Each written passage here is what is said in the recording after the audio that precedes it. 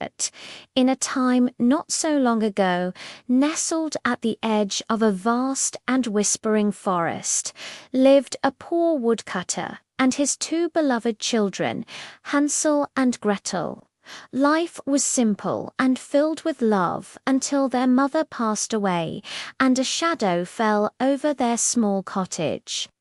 Their father remarried, but his new wife's heart was as barren as the cupboards became during a harsh famine, with food impossibly scarce. She convinced the heartbroken woodcutter to make an unthinkable choice, to leave the children deep within the woods, hoping they might find a kinder fate. But Hansel was as clever as he was brave. Overhearing the cruel plan, he crept out under the silvery glow of the moon and filled his pockets with shiny white pebbles. The next day, as they walked deeper and deeper into the forest, he secretly dropped the stones, one by one, creating a shimmering trail. When their father left them with a heavy heart, the moonlight guided them all the way back home. Their return brought a fleeting moment of joy, but also the stepmother's fury. Soon the famine worsened, and the cruel plan was set in motion once more. This time the door was locked, and Hansel couldn't gather any pebbles. He had only a small crust of bread, and as they walked, he dropped tiny crumbs. But the forest was alive with hungry birds, and by the time their parents were gone, every last crumb had vanished. They were truly lost, swallowed by the endless green and the growing darkness. Fear began to creep into their hearts, but they held on to each other, their bond the only light they had.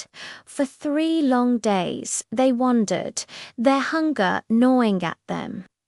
Just as they felt all hope was lost, they stumbled into a sunlit clearing, and there, standing before them, was the most magical sight, a house built entirely of gingerbread, with a roof of cake and windows of sparkling sugar. Starving, they couldn't resist.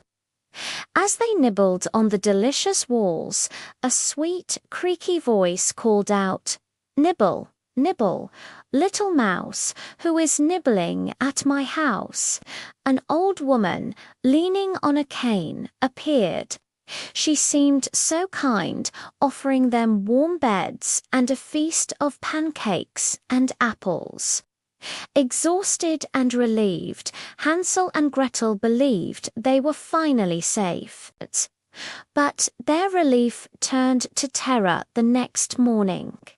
The kind old woman was a wicked witch, and she had lured them in to fatten them up and eat them. She locked Hansel in a cage and forced Gretel to do all the chores, feeding her brother mountains of food. The witch had poor eyesight, so every day she'd ask Hansel to stick his finger out to see if he was plump enough. Clever Hansel, however, found an old chicken bone and held that out instead. The witch, confused by how skinny he remained, grew more impatient each day. Finally, her patience snapped. "Fat or thin, I will bake him today," she shrieked. She ordered Gretel to stoke the huge oven until it was blazing hot.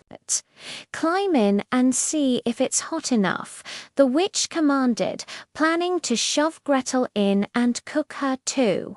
But Gretel, her mind racing, pretended not to understand.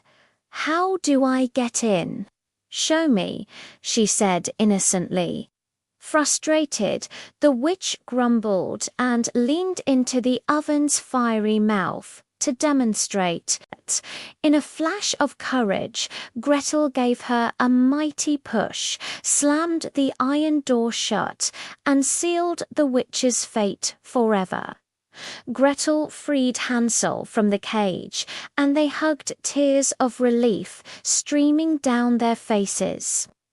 Inside the witch's house, they discovered chests overflowing with pearls and precious stones.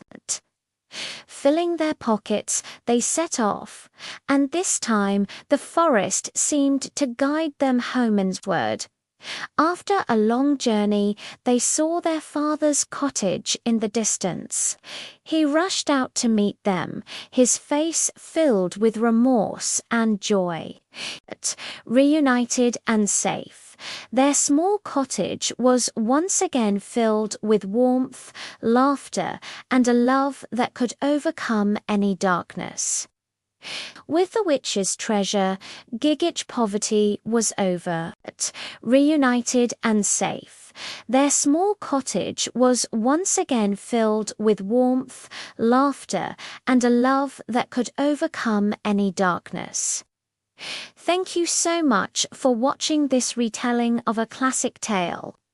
If you enjoyed our story, please give us a thumbs up and don't forget to subscribe for more magical adventures. See you next time.